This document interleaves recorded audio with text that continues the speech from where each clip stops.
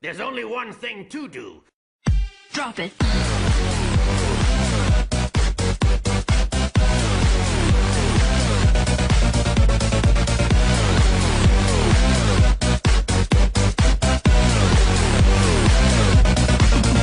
Yeah.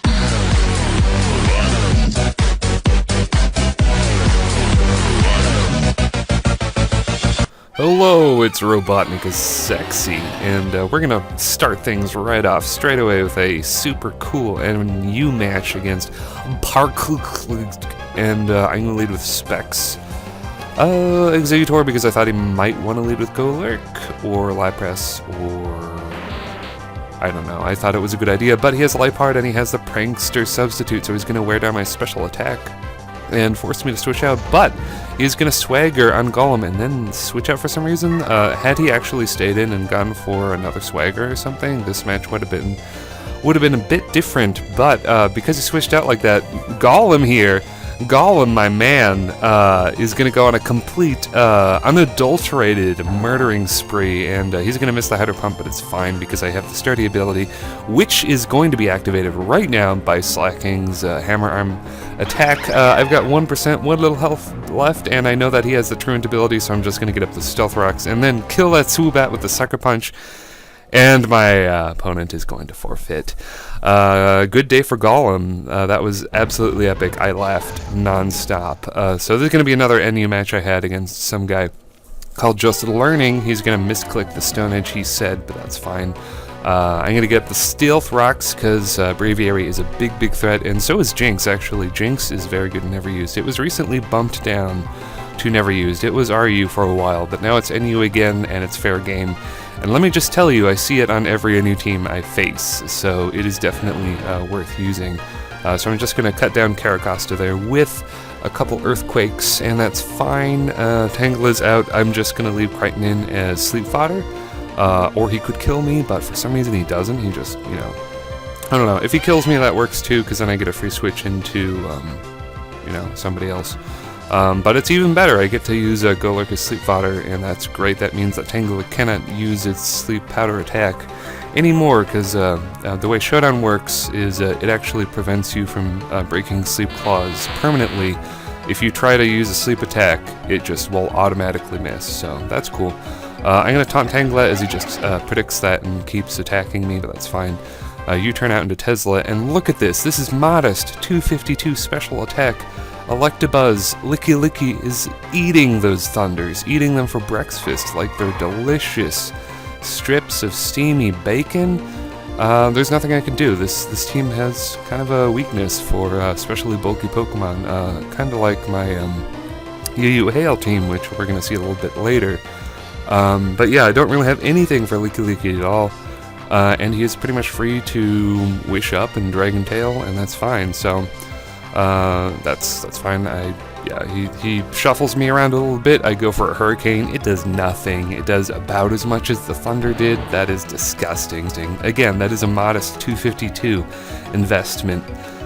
Articuno we're talking about here. So Articuno's in. I get a free Home Claws, and yeah, that's great. I'm going to go for the X-Scissor. It doesn't do that much, and then he's going to switch into Skuntank.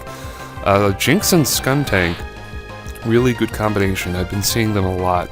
Both of them are extremely versatile Pokemon that are difficult to face, so I expect I'll be seeing them a lot in the future. I am going to get super lucky, land a critical hit on that Licky, which is something I honestly kind of needed, because, again, like I said, Licky is a big obstacle for this team. I can't just take it out. The best I can do is get a bunch of Home Claws up and then Stone Edge. But yeah, I'm doing pretty good so far, and yeah, I'm looking pretty healthy. Just Death Fodder Crichton to Braviary, and I guess he's afraid of the Thunder Wave here, so he's going to switch out into Skuntank, but I was ready and prepared to Death Fodder Mr. Pants for the sake of getting an 8-turn Rain Dance up, and that's fine. Skuntank is going to do that, and that's perfectly good. Now Skuntank is going to go for that Sucker Punch, which does a good 40% to Anivia as I just take it out with the attack.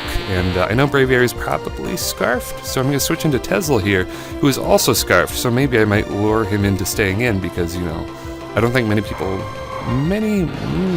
I don't know. Some people, they seem to be taken off guard by the choice scarf Electabuzz, so that's cool. He is going to get a little vocal about missing that sleep powder, a little upset, but I explained to him that I have the Lumberry intact, so had he actually landed it, it actually would have been cooler, because then I would have woken up and then just swept him anyway. But that's going to be that match, very nice match. And here is going to be the Hail Underused match that I briefly mentioned. I'm going to lead with Mr. President the Obama. He is going to lead with Choice Banded Crobat. Yeah, nothing I can do about that, honestly, folks. Nothing at all. I'm just gonna have to sack stuff, basically, and stall it with hail damage and some recoil damage, which is really nasty. I'm actually gonna make a huge misplay. I forgot that Modest Scarf, max neutral speed, Glaceon is still gonna be slower than any kind of Crobat, because Crobat is just really fast. But to be fair, Glaceon is the second most defensive thing I have on the team. He has really good natural defense bulk, so that I would have gone into him either way. So Glaceon is going to have to take a hefty chunk. Just going to have to Death Fodder Mr. President there to get some nice recoil chunks on the Arcanine, just so I can, you know, he's weakened now, I can take him out for later, and yeah, so that is pretty nasty. Crobat is gone, so I don't have to Death Fodder anything, and I'm just facing a Slowbro now, which surprisingly to me is going to boost up in my face. And I'm going to get the dual screen up, and yeah, let me just say, Light Clay plus dual screening Xatu, U-turning into Walrein. Walrein with a substitute behind a light screen equals destruction. That's basically this match, because, you know, even with his 2.5 special attack boost, he cannot break my substitute. You try as you may, try as you want, you're just going to take more hail and toxic damage, and I can just throw up a sub whenever I want, and I have like 6-5 more turns of light screen up, and yeah, just going to stall you out, buddy. This is kind of a... I like to think of this Hail Underused match, or the Hail team in Underused, as being a hyper offense team, but it has a balance of offense and defense in the form of Hitmontop and Walrein here.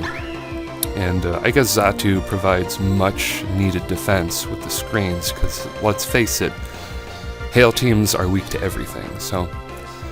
Mineshadow comes out. I should have scouted with the Protect.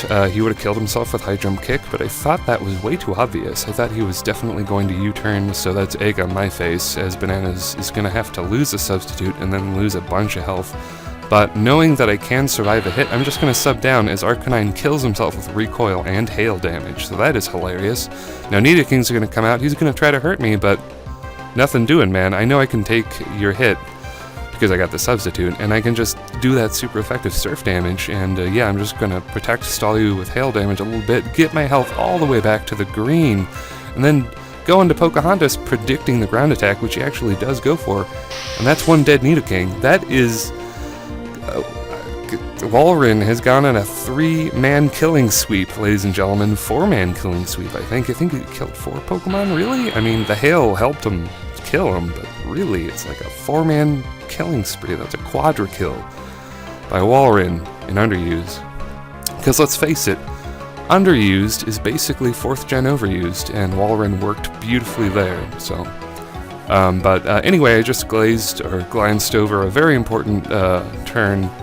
Because I had the Reflect up, I knew that I could take a Sucker Punch. I actually knew from previous experience that I could actually take a Sucker Punch, so that was pretty risky. But I knew I could take it, and that's great, and his last Pokemon is Slowbro. I'm just going to take him down with the Shadow Ball, and that's going to be that match. So, a very, very good match. Walrein in Hail in Underused equals domination. Now, this is going to be an interesting match. His Electros is going to do a huge amount of damage to my Golurk. Now, Golurk has pretty good defenses. It's got 80 and 80, so I thought maybe he was Specs, because, you know, that's not Stab, you know, but no, he's just going to switch up attacks, going for the Flamethrower. Doing crazy amounts. This Electros is kicking my ass right now. He's half killed 2 of my Pokemon and then fully killed Liepard, which means getting up Rain again is going to be a nightmare to accomplish. I am going to predict his switch out into Jinx and go for Giga Drain, but because Jinx has so much decent special bulk, and because he's getting health back from the rain that I set up for him, I don't know if I can kill Jinx, because he's getting more health back than I'm doing, really.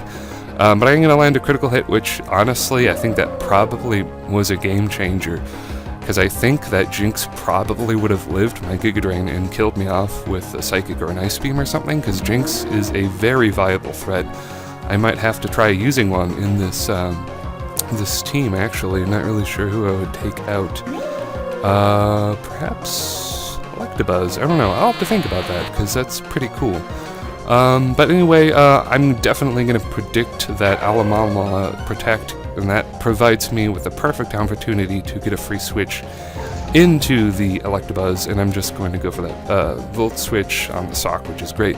Unfortunately, though, his Sock is going to critical hit my Golurk. I think last Showdown match, I got critical hit by an Ice Punch as well. I don't know what it is with Golurk. You have all that defense investment and HP investment, and then you get crit by Ice Punch. Why? Why? You're like my only decently bulky Pokemon, and you keep getting crit, but that's fine. I'm in a difficult place, in a difficult situation here, as I know that Eelektross is a very bulky Pokemon, and I won't be able to take it out with one shot, so I'm going to need to Home Claws. And that's going to be good for doing lots of damage to Alamamala. Unfortunately, I don't get the critical hit. And this turn is really important. Turn 19 is so important, because I was so tempted to set up on Alamamala, but I knew that that was his one chance to throw up a Wish. And had I set up, he would have thrown up a Wish, either Protect to heal himself or pass it, and that would have been it. Like, that was my only chance to get Alamamala, and I had to go for it. So that was absolutely crucial. And, yeah, another thing that's absolutely crucial here, I'm going to miss that Hydro Pump. I have the Wide Lens, ladies and gentlemen. I have the 88% Hydro Pump, and I'm going to miss and then get fully paralyzed.